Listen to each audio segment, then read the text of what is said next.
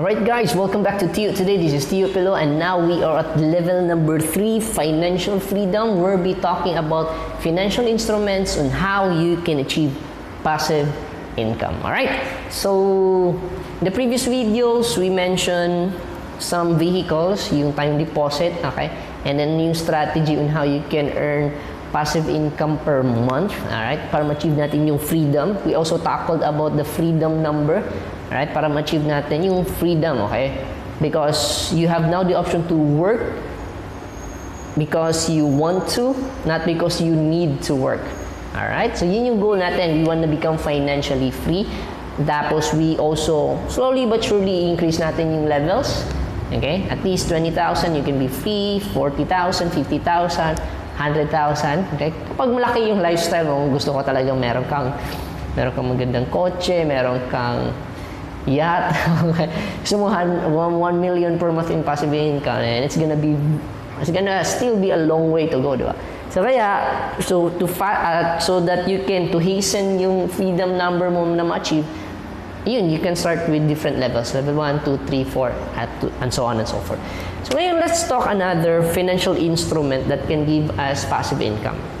These are what we call bonds, okay? So there are two types of bonds, government bonds or corporate bonds. Right? So, yung bonds, basically, para siyang sophisticated term, okay? Sa utang. It's still about debt, okay? So, meaning, example, yung government, meron silang project and they need some fundings, okay? So, what they're gonna do is they're gonna issue bonds to the public. Meaning, yung government, they're gonna issue bonds to the public and the public can participate, okay? So, they're gonna give their money to the government, okay? And the government will issue around like 4% to 8%, okay? Depending on the interest, okay? Depending on the contract. So, they give you like interest, okay? Dun sa pera mo for the government to use, okay? And then usually yung bonds, it's long term, okay? Like 5 years to like 7 years, 8 years bond. Tapos fix yung interest na marireceive mo. Alright? So, basically, again, yung government yung mangungutang. They need funding, so they're gonna issue bonds. Investors can invest, okay? And then the government meron silang pera for funding for their projects, and then the same time yung mga investors, they get a decent rate of return, okay? So same thing with corporate bonds, okay? Corporate bonds, they're gonna issue, again, let's say for example, gusto nila mag-expand, like Jollibee wants to expand, Petron wants to expand, San Miguel wants to expand, okay? And they need some funding. That's why they will issue bonds, okay? Corporate bonds, and the public can invest on these bonds. So basically, pinapautang nila yung mga corporate, okay, companies. In return, they will give you big interest rate or decent interest. So why is that? Why is this a safe investment? Why is this a safe? Again, nga pala, when we talk about investments, okay, disclaimer, there's a disclaimer in this above or below this video. This is for educational purposes only, okay? Educational purposes only, ha? So, don't blame me, okay? How you invest, tapos malugi or whatever, kasi in any kind of investments, merong risk, okay? So anyhow, it's a win-win situation because, let's say for example, Jollibee wants to expand, issues government bonds to the public, okay? They give these people like 8% interest per year, alright, through the bonds. And because of that, may funds na si Jollibee. So Jollibee can expand, okay, different branches from the funds. And of course, this will generate income, alright? This will generate income. So Jollibee, because of their expansion, was able to earn more. And at the same time, since they invested, they also earn an interest in return. So parang ganun yung concept. And then, why is this safe? Why are bonds safe?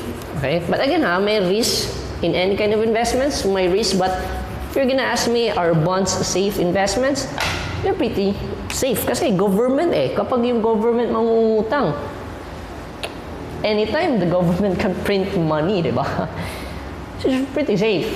Sure talaga yan, mababayaran ka ng government, di ba? Yung corporate, di ba? Yeah, it's possible na pwede din silang malugi. Pero let's say for example, Jollibee or like Petron, like I think last year ata, they issued bonds, si Petron. And then, ano pa ba? Yung San Miguel, I think San Miguel also issued bonds, right? So they're very big companies, di ba? So I'd rather papautangin ko si government or yung mga companies than papautang ko sa friend ko. Hindi ako sure na babayaran niya ako, di ba? So ganun yung concept. And then, compared mo rin with cooperatives, okay? So, last video we talk about co-ops, di ba? Possible sa co-op kasi na yung mga members doon hindi magbayad. So, yung co-op, pwede siya mag-down. Alright? Pwede siya malugi.